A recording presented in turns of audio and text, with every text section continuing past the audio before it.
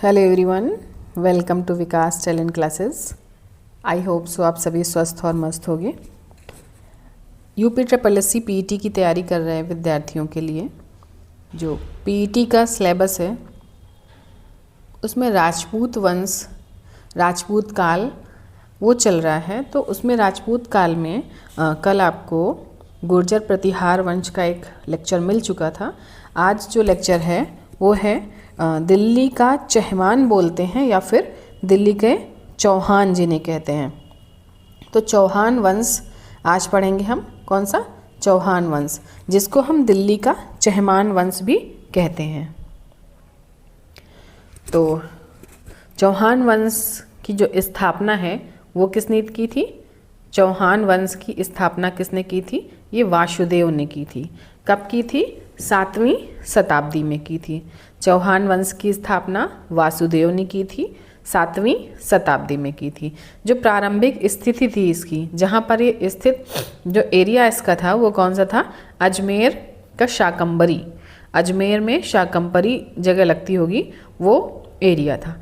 संबंधित अभिलेख हमको कैसे पता चलता है कि दिल्ली में चौहान वंश या चौहान वंश का शासन था या कोई भी चौहान वंश था?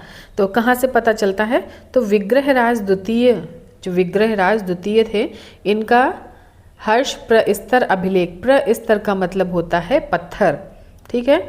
दूसरा था बिजोलिया प्रस्तर। ये दोनों जगहों के नाम थे। यहाँ पर पत्थर थे, पत्थरों पे उकेर दिया जाता था, तो उन्हें क्या कहते थे? अभिलेख।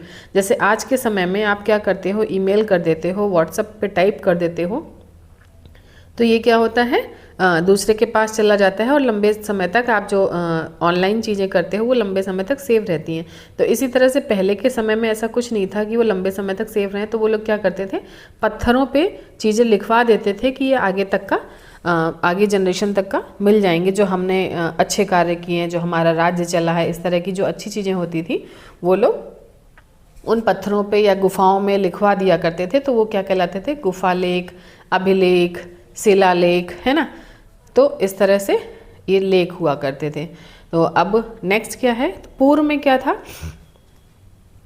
इससे पहले जो है क्या था? अभी आपने पढ़ा था, जब हर्षवर्धन को पढ़ा था, तो कन्नौज में कौन शासक था? कन्नौज में शासक कौन कर रहा था?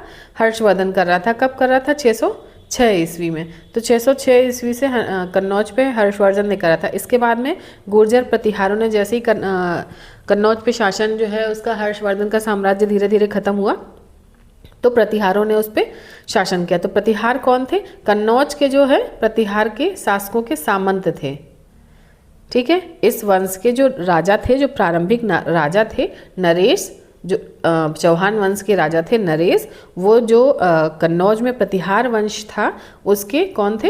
सामंत थे, ठीक है। 10वीं शताब्दी के प्रारंभ में आते आते, जब 10वीं शताब्दी शुरू हुई, तो वाक्य, ये देखिए, वाक्पतिराज प्रथम ने अपने को स्वतंत्र घोषित कर लिया था। एक चौहान वंश का शासक था वाक्पतिराज। इन्होंने क्या कहा था कि नहीं, हम किसी के अधीन नहीं हैं, हम स्वतंत्र हैं। तो इन्होंने क्या करा? चौहान वंश को स्वतंत्र अपना साम्राज्य बताया। उन्हीं का पुत्र था, जो वाक्पतिराज थे, उनका पुत्र था सिंहराज या सिद्धराज। इसने क्या किया? अपने साम्राज्य या अपने राज्य का विस्तार करके महाराजाधिराज की उपाधि धारण कर ली थी। किसने धारण कर ली थी? जो वाक्पतिराज प्रथम का पुत्र था सिंहराज या सिद्धराज, उसने अपने साम्राज्य का विस्तार कर लिया था और उसको महाराजाधिराज की उपाधि से धारण किया गया था। मतलब उसने महाराजाधिराज की उपाधि धारण की थी, ठीक है।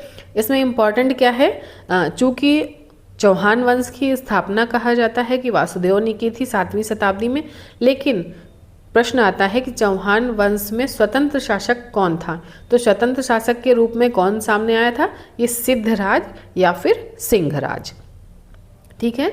चौहान वंश की स्थापना तो वासुदेव ने की थी, लेकिन जो इसका पहला स्वतंत्र शासक था वो कौन था?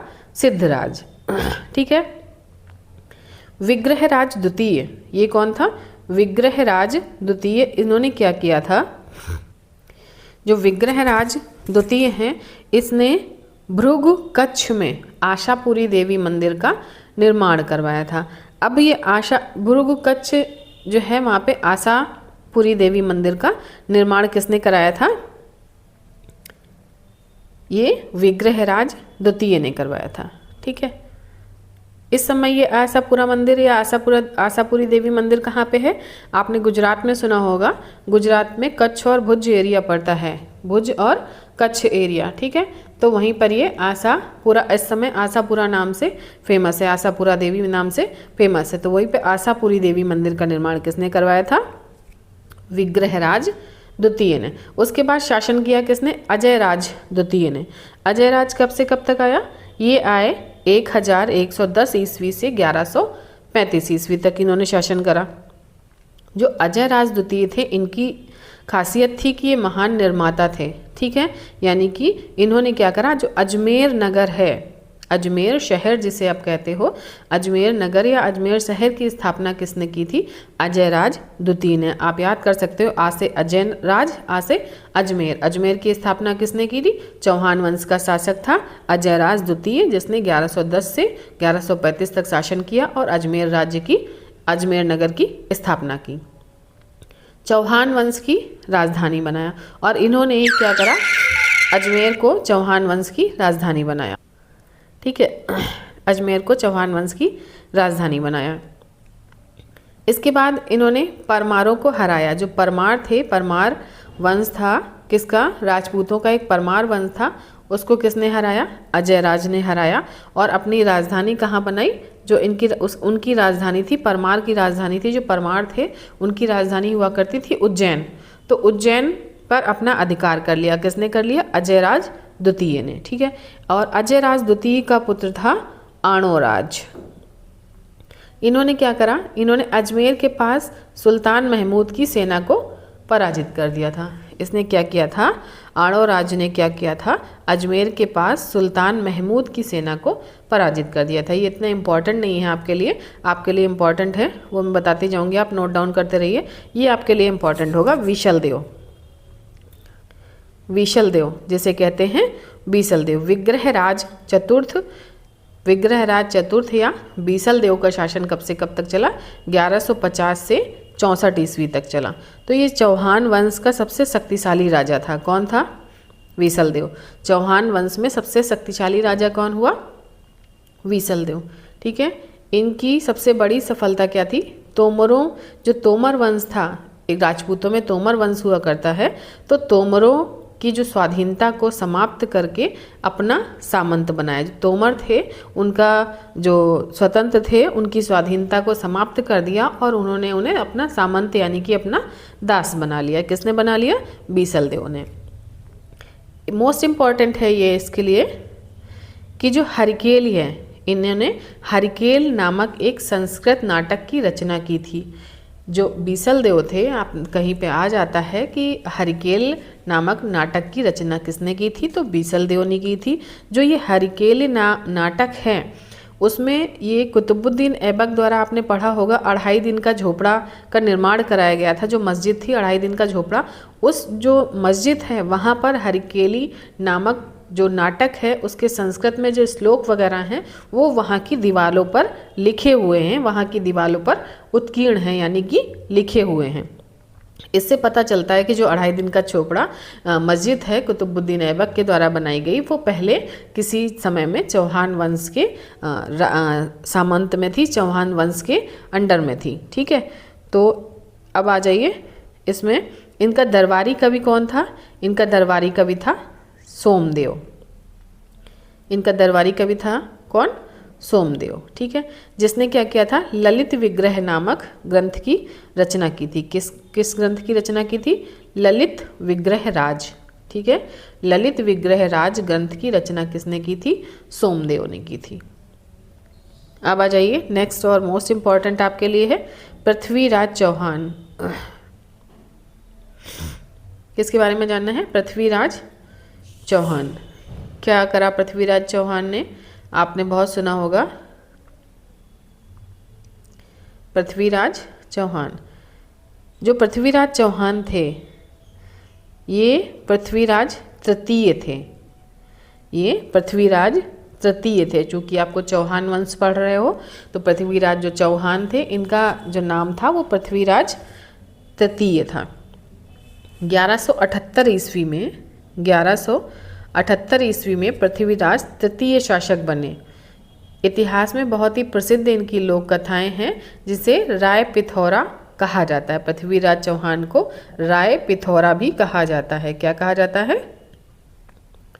राय पिथौरा भी कहा जाता है। पृथ्वीराज चौहान का चंदेल शासक था। परम दिरदेव से भयंकर युद्ध हुआ। पृथ्वीराज चौहान का चंदेल शासक था, एक परम दिरदेव से युद्ध हुआ जिसमें कि परम दिरदेव जो था उनके सेना नायक कौन थे? परम दिरदेव के सेना नायक थे आल्हा और उदल। बहुत ही वीरता के साथ लड़े। तो अब पृथ्वीराज चौहान के बारे में आपको क्या इम्पोर्टेंट है? पृथ्वीराज चौहान ने तराइन के युद्ध लड़े थे। आपसे प्रश्न आता है कि तराइन का प्रथम युद्ध कब हुआ? तराइन एक जगह है, ठीक है, तराइन एक जगह है, एक एरिया है जहाँ पर युद्ध हुआ था मोहम्मद गौरी और पृथ्वीराज चौहान के बीच में। कब हुआ था? तराइन का प्रथम युद्ध याद कर सकते हो, पहला यानी कि 1191 में, ठीक है। पृथ्वीराज चौहान का युद्ध मोहम्मद गौरी के साथ, तराइन का प्रथम युद्ध 1191 में हुआ। प्रथम 11 ऐसे याद कर सकते हो, ठीक है। और तराइन का द्वितीय युद्ध किसके बीच में हुआ? ये भी पृथ्वीराज चौहान के साथ में, मोहम्मद गौरी के साथ में 1192 में हुआ। जब पहले युद्ध में विजय पाली, लेकिन दूसरे युद्ध में गौरी जो है अपनी पूरी ताकत के साथ आया और ये अपना थोड़ा सा स्टाइल में गए कि मैं तो जीत ही जाऊंगा। तो ये क्या हुआ? पृथ्वीराज चौहान क्या हुए? हार गए। दूसरे तराइन के द्वितीय युद्ध में पृथ्वीराज चौहान हार गए। जब हार गए तो इन्होंने जो मोहम्मद गौरी था उसने इनको बंदी बना लिया और कुछ समय बाद इनकी हत्या कर दी, ठीक है।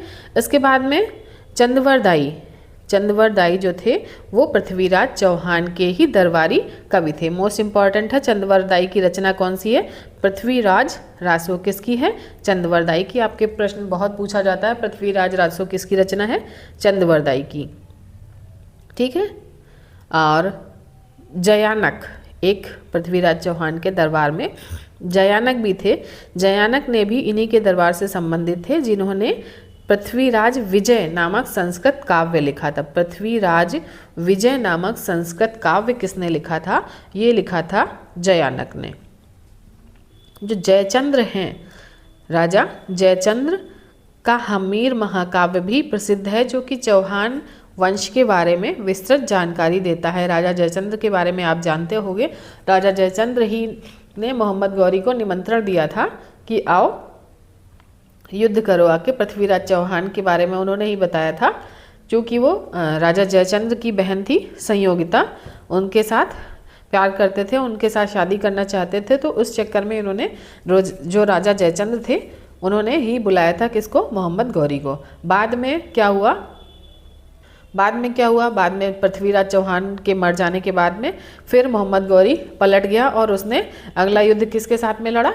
राजा जयचंद्र के साथ में लड़ा और अगले युद्ध में राजा जयचंद्र को भी उसने मार दिया और पूरा कब्जा मोहम्मद गौरी ने कर लिया, है ना। तो इस तरह से पूरी इनकी स्टोरी थी। आज थोड़ी सी तबीयत खराब है इसलिए शायद आपको कंटिन्यू आवाज़ सुनने में थोड़ी दिक्कत हो पा रही होगी। पृथ्वीराज की मृत्यु के बाद में जो मोहम्मद गौरी ने अजमेर और दिल्ली की विजय के बाद पृथ्वीराज के जो युवा बेटा उसको गोविंद को अजमेर में अपने प्रतिनिधि के रूप में नियुक्त किया। लेकिन कुछ ही समय बाद क्या हुआ? जो पृथ्वीराज चौहान के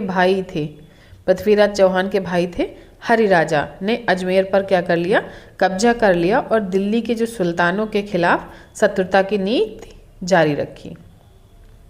जो पृथ्वीराज चौहान के भाई थे हरिराजा, इन्होंने पहले तो जब पृथ्वीराज चौहान मर गए उसके बाद में मोहम्मद गौरी ने अजमेर पर कब्जा कर लिया। फिर थोड़े समय बाद फिर उन्होंने क्या करा? गौरी ने जो पृथ्वीराज चौहान का बेटा था उसको गोविंद, उसको वहाँ पे अपना उसको प्रतिनिधि के रूप में नियुक्त कर दिया। लेकिन उसके बाद में फिर पृथ्वीराज चौहान के भाई आ गए, उन्होंने हरि राजा जो थे, इनका नाम था हरि राजा, इन्होंने क्या करा, फिर से दोबारा से उनसे युद्ध लड़ा और अजमेर को अपने कब्जे में ले लिया। अजमेर को कब्जे में लेने के बाद में इन्होंने क्या करा, जो दिल्ली में सुल्तान थे, दिल्ली में जो मोहम्मद गौरी और इन लोगों का जो शासन चल रहा था, उनके खिलाफ इन्होंने शत्रुता की नीति जारी रखी, फिर से शुरू कर दी इन्होंने लड़ाई। इसके बाद में फिर एक लास्ट इनके लिए और है, कुतुबुद्दीन ऐबक ने क्या करा था, अजमेर पर आक्रमण किया था। ठीक है, अब आप कनेक्टिविटी देखिएगा, प्रश्न पूछा जाता है, अभी कुतुबुद्दीन ऐबक आपको काफ़ी बाद में मिलेंगे। तो कुतुबुद्दीन ऐबक ने जो 2.5 दिन का झोपड़ा कहाँ बनवाया था, प्रश्न आता है 2.5 दिन का झोपड़ा किसने बनवाया था, तो नाम आता है किसका, कुतुबुद्दीन ऐबक का। कुतुबुद्दीन ऐबक ने 2.5 दिन का झोपड़ा कहाँ बनवाया था, अजमेर में। अब आपको शायद कनेक्ट कर पा रहे हो कि अजमेर तो पृथ्वीराज चौहान के एरिया था। ठीक है, तो उसके बाद में पृथ्वीराज चौहान से पहले शासन किसने करा था, पृथ्वीराज चौहान से पहले शासन किसने किया था, पृथ्वीराज चौहान से पहले शासन किया था बीसल देव ने। जब बीसल देव ने शासन करा था तो वहाँ पे 2.5 दिन का झोपड़ा है, जो वहाँ पे हरकेली नामक जो है उसमें संस्कृत में क्या लिखे हैं, उनके नाटक के श्लोक या मंत्र लिखे हुए हैं। ठीक है, तो आप कनेक्ट कर पा रहे होगे शायद चीज़ों को। तो किस तरह से चीज़ें धीरे धीरे छीनी गई और दोबारा से वो फिर से एक दूसरे के साथ लड़ाइयाँ जारी रहीं। तो ये तो था पृथ्वीराज चौहान के साथ में पूरी विजय गाथा। ठीक है, किस तरह से उन्होंने शासन करा, किस तरह से चौहान वंश चला। नेक्स्ट लेक्चर में आपको चंदेल वंश के बारे में बताएंगे, जिससे कि चंदेल वंश के बाद में 1 या 2 वंश और बचे हैं, उसके बाद में आपका ये राजपूत काल जो है वो समाप्त हो जाएगा। राजपूत काल के समाप्त हो जाएगा, उसके बाद में एक आधुनिक भारत का इतिहास जो कि 1857 से लेकर के 1947 तक का जो आधुनिक भारत है, मॉडर्न इंडिया है, उसकी क्लास एक एक्स्ट्रा क्लास जो है वो लेने का प्रयास करेंगे, जिससे कि आपका सिलेबस थोड़ा सा जल्दी हो जाए। चैनल पे बने रहने के लिए धन्यवाद। चैनल को लाइक, शेयर एंड सब्सक्राइब करें। अगर कोई भी आपको समस्या आ रही हो तो कमेंट बॉक्स में ज़रूर कमेंट करके बताएं। धन्यवाद।